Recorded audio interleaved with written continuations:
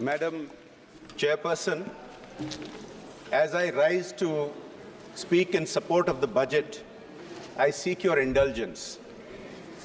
From the turn of the century, for almost 2 decades, I had the opportunity and I was privileged to speak many times on the budget in both the August houses.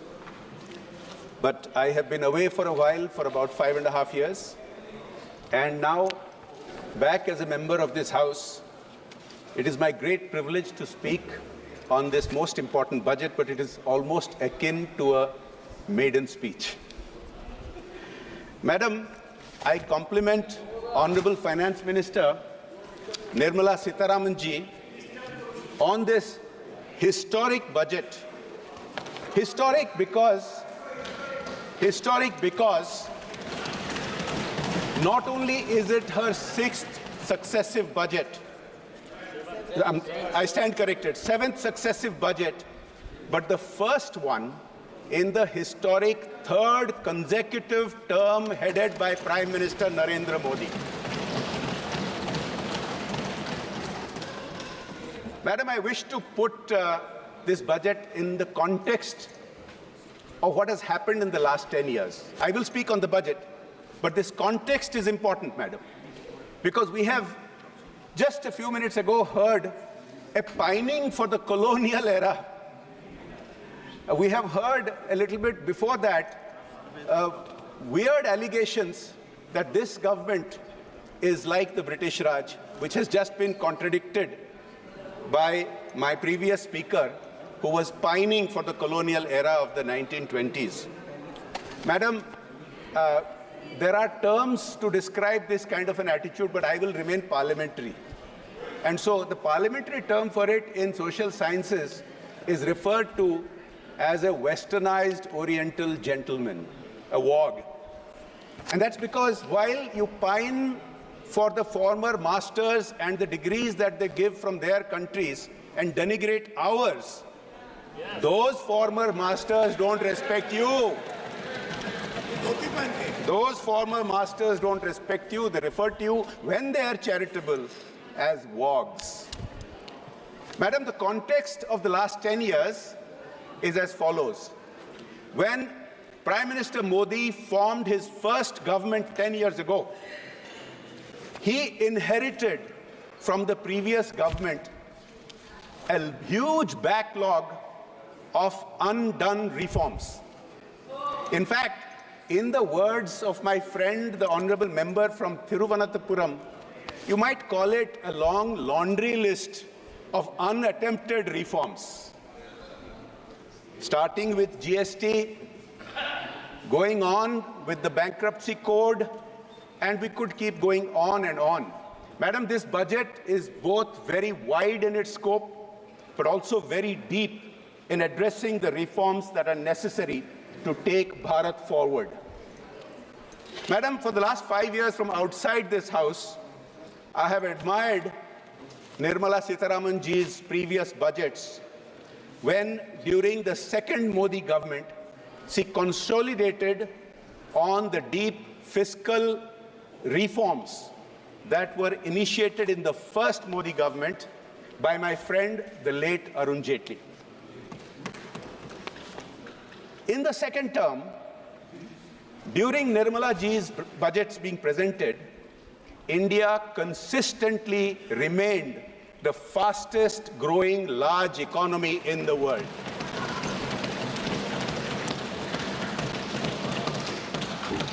Now, sometimes questions are raised that what is the importance of being the fastest growing large economy? How does it benefit the Aam Aadmi? How does it benefit the average Bharatiya? I will tell you, madam. Because this growth has enabled the massive increases in allocations and the massive improvement in outputs and results that have been demonstrated in the last 10 years. And this has been commented upon by a wide variety of experts around the world. And I will refer to some of them. Now, if you look at just a few weeks ago, looking at the data coming out for the financial year that we just completed and entered this financial year, these are the words of some of the pink papers in both India and abroad.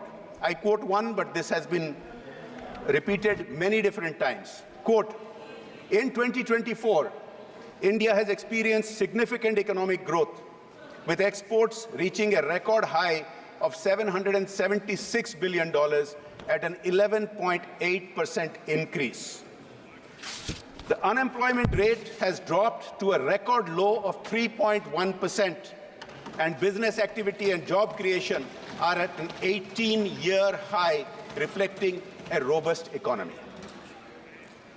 Now, Madam, some of my friends in the opposition benches get a little triggered when we cite some of these statistics. So I'll have to issue a trigger warning.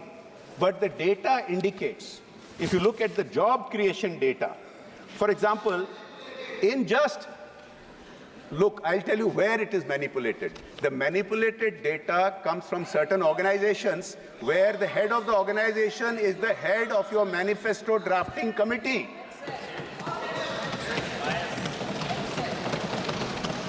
When you cite organizations where the head of that organization is the head of your manifesto drafting committee, that is biased.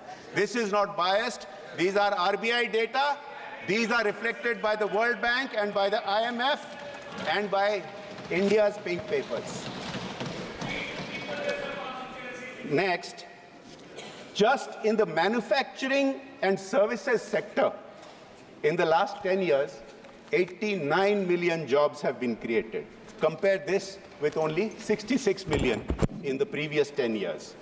Look at the economic survey that preceded the budget just a couple of days ago. The economic survey points out that the percentage of youth who are deemed employable has improved from 34% to 51% in the last decade.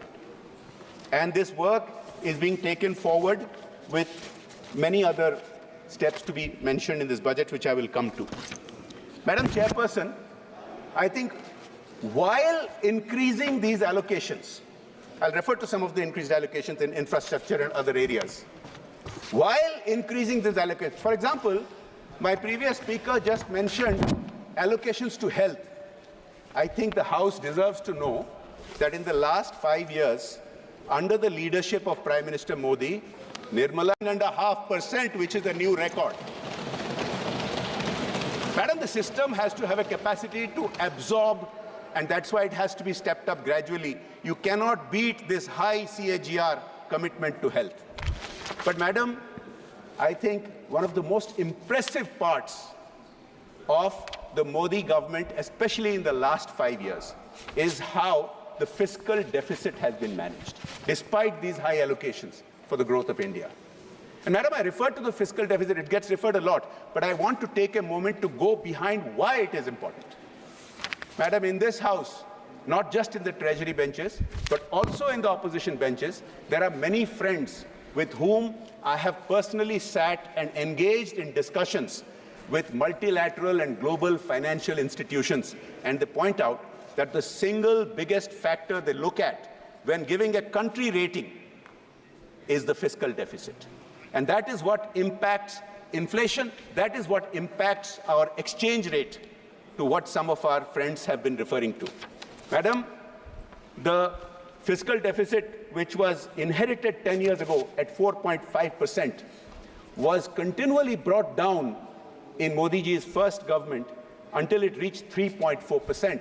And then the whole world was turned upside down because of the COVID pandemic, and India managed it far better than all other countries. But yes, of course, we saw a rise of the fiscal deficit to 9.2%. But the roadmap that has been shown since then by the Honorable Finance Minister has been rigidly adhered to, coming down year after year to 6.7%, 6.4%, 5.9%, 5.8%, 5.6%, 4.9% this year, and her commitment to bring it back down to 4.5% next year is extremely commendable. Madam, one of the challenges of high growth rate is sometimes it does create inequalities. And that is an allegation that some of our friends have been wrongly making. And I'll tell you why, madam. Because inequality is something that is measured.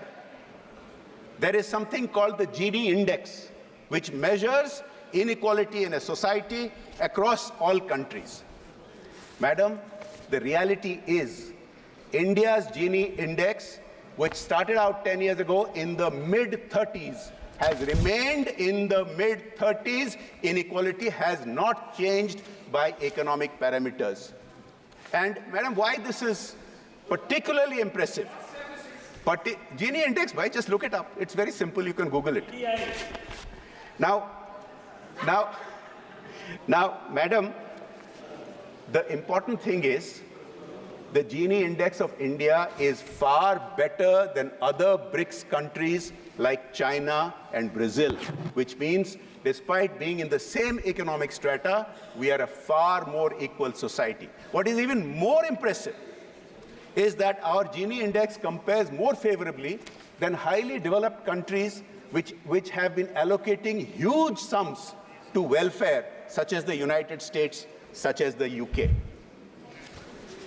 Madam, the reason that our Gini index has been so impressive is because of the allocations and the outputs and the results of many of the aspects of the last 10 budgets, and particularly this historic budget. Let me give you an example, ma'am. The Pradhan Mantri Awas Yojana. Because to maintain equality in a society, if you provide roti, kapda and makan, that is what helps maintain equality. Pradhan Mantri Awas Yojana, madam, just a comparison. In the years before the last 10 years, there were schemes like the JNNURM and the Rajiv Awas Yojana, which sanctioned a total of less than 13.5 lakh houses. By comparison, since 2015, the Pradhan Mantri Awas Yojana has sanctioned 42 million houses, and this year, 30 million more houses are going to get built.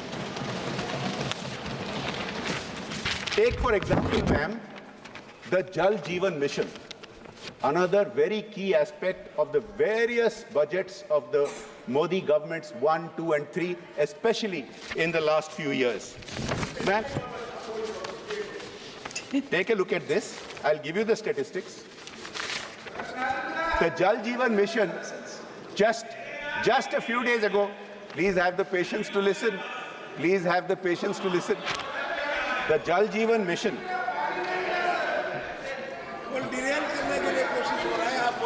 The Jal Jeevan Mission has achieved a milestone of 150 million rural tap connections, up from just 30 million 5 years ago.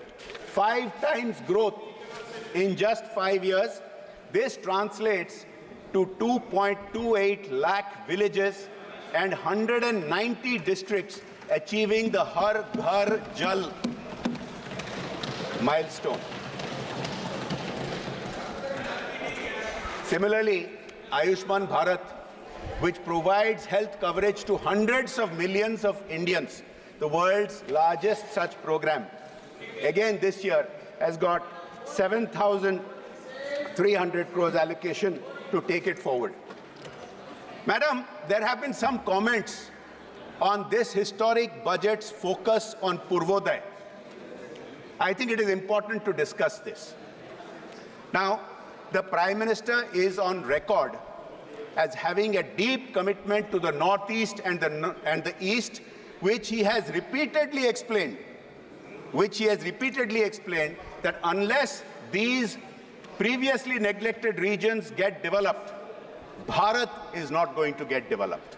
And that is why he has visited the Northeast a record number of times, more than all his predecessors. And the budgets that have been allocated for the East and Northeast have been witness to this transformation. Now, I will come to the point where you might really want to get excited. So, madam, the East had been traditionally neglected by the center.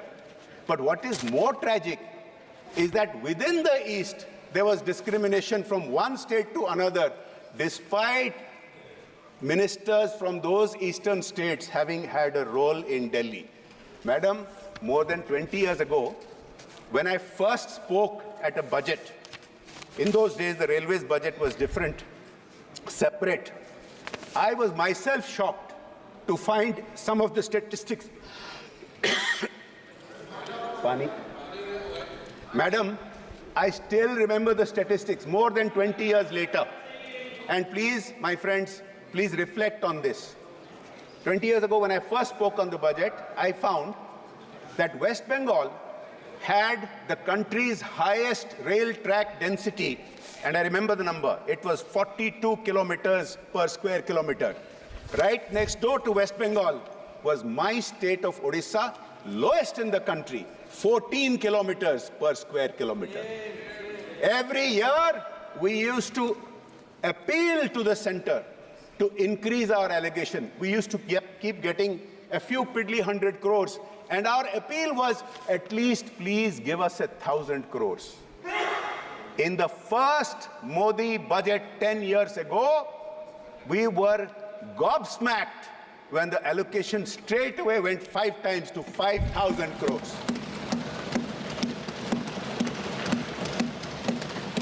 We did not then have a railway minister from Odisha. The Modi government does not believe that sabka saath, sabka vikas, sabka vishwas, sabka prayas is determined by proportionate representation, but it is for all India. Madam, this year, I thank the Honorable Railways Minister. The Railways allocation for Odisha is 10,500 crores, go a long way towards bringing Odisha up to the national average and beyond. Madam, when we talk of Purvodaya, even West Bengal is included. Yes, there has been a lot of talk about Bihar and Andhra Pradesh.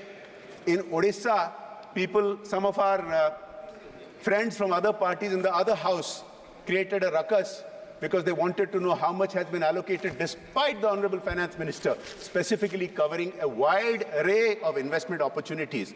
And just yesterday, from what has been presented in Parliament, it looks like our long-awaited coastal highway project, which is going into the DPR stage, is moving forward.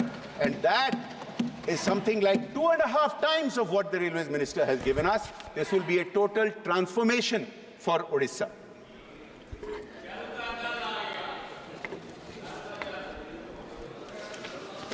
Madam, I want to refer to a couple of important voices that have been celebrating India's success. These are global voices, madam.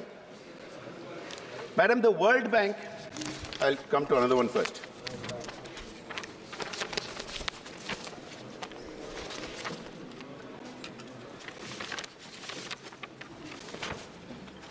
Madam, I'll first mention that many, I apologize, I did not realize that there had been a change in the chair. Respected chairperson, sir. Sir, the Modi government believes in finding win-win solutions which are fiscally sustainable, environmentally sustainable. There are those of our friends in other parties who run some states, who run their states into the ground because of freebies which they cannot fund. Then they keep running to the center asking for special funds. The Modi government works differently, sir. Look at electricity. The massive thrust on renewable energy, the massive thrust on solar has been something of a world record setter. If you look at it, sir, 10 years ago, India inherited a total installed capacity of 2.6 gigawatts. It is something that is being cherished and celebrated around the world, that today this photovoltaic capacity, solar cell capacity installed is 85.5 gigawatts. Sir, please wind up in a minute, please. Sir, the PM Surya Ghar Muft Bijli Yojana is another such win-win solution. And it was important that the Honorable Finance Minister mentioned that more than 1.28 crore applications have been received for this, because this proves that this is a yojana which is getting uptake, which is getting enormous interest. And not only will these households get 300 units of free electricity, but the extra electricity that will be generated and sold from their rooftops goes into their accounts. This is something that is being, again, talked about a lot everywhere else. Sir, as I start coming to the end of my speech on the budget, I want to talk about the digital transformation that has happened under the Modi government 1, 2, and 3, which is the talk of the world. Now, look at the startup environment. 10 years ago, we had a sum total of some 350 startups. This has grown 300 times in the last 10 years, and now India has more than 90,000 startups, third highest in the world, and these have been made possible by the various policies of the Modi government and the budgetary support for such development. Sir, the World Bank has made the following comment. I think it is worth mentioning. Quote, without the digital payment infrastructure such as Jan Dhan bank accounts, Aadhaar and mobile phones, the JAM trilogy, India may have taken 47 years to achieve the financial inclusion which it has achieved in only 6 years. This is the kind of transformation that is happening. Madam, in the limited time, so I apologize again. I apologize again.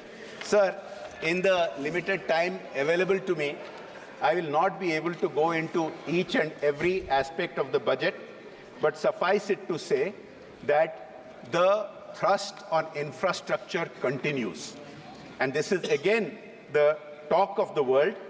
And this year's allocation of 11,000 crores continues that initiative, which is transforming India, creating jobs, and keeping us as the fastest growing economy. Please conclude, sir.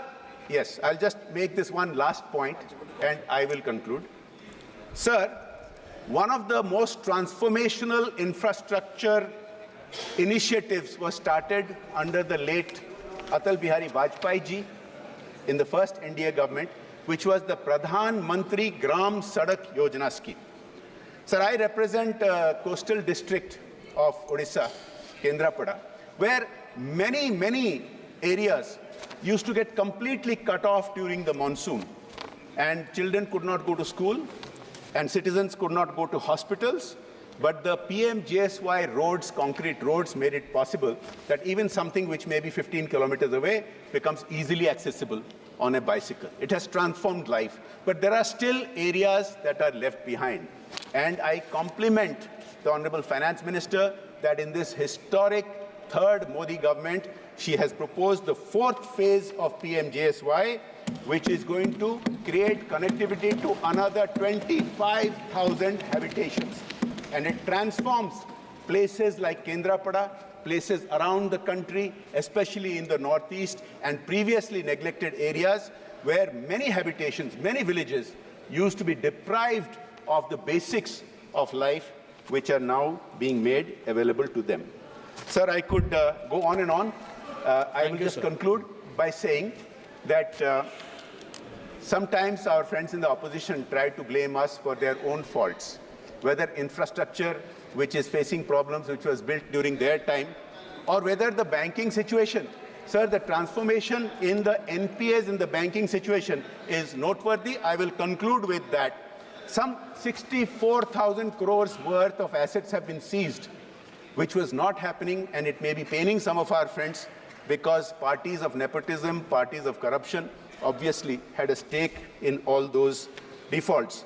Now, some 15,000 crores have been returned to banks, and in this budget, the Honorable Finance Minister pointed out that 3,30,000 crores has been returned to creditors because of the policies of the Modi government so far. With that, I conclude my speech in favor of the budget. Thank you. Dr. T. Sumati.